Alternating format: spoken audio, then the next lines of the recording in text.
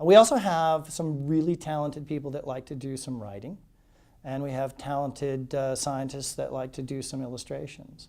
And so that's what really, when you pull that all together, makes Ask a Biologist special. The site has always been rich with imagery, partially because my undergraduate degree is in fine arts. So imagery is part of my life, but it's really important for the audience we're going to. They latch on to both images, videos, illustrations, and it makes sense. It's a kind of the eye candy kind of world.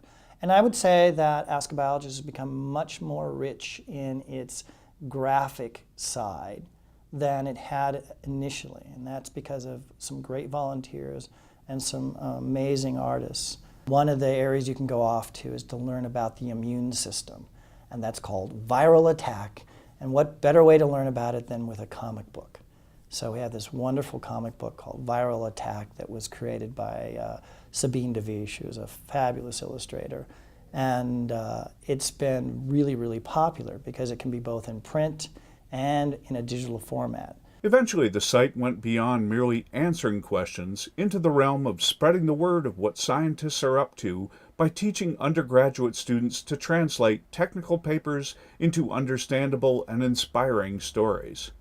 Erica O'Neill heads up that program called Plausible. One of the most unusual plausibles that I came across that got me really interested in wanting to read it was one about woodpeckers and why they don't get headaches when they're pecking against this very hard surface all day long. Why don't woodpeckers get headaches? I was like, that's a brilliant question. I'm very curious in knowing this.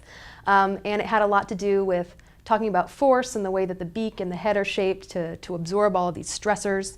But the student did an incredible job of explaining that in a fashion that was really accessible, not only to me, but to somebody at a middle school level. Aspiring science writer Carla Muller is the gatekeeper of the questions.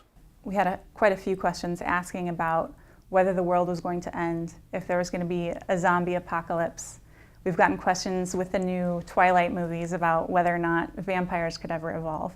So we sort of have this new area of questioning coming in just based off of movies or social media or new media that's out, new movies that are out. In addition to other science content, Ask a Biologist started creating podcasts to engage the next generation of budding scientists. And so Ask a Biologist has a contest for kids to submit tapes. If you're an old person, you say tapes, but they're actually CDs or uploaded, and they can come and interview a scientist if they win the contest. It's really great to see how a young mind works. And it's great for them because they have to prepare. They prepare their questions, and like a lot of reporters understand that you can start a story with those questions, but it usually takes on a life of its own. I think we can do true science with storytelling. And while I don't know that we'll reach the status of a Harry Potter and Hunger Games, we do have the ability to really improve the public's understanding what we're doing, why we're doing it, and better yet, maybe they'll want to try and do it themselves if they're those young scientists and the scientist wannabes.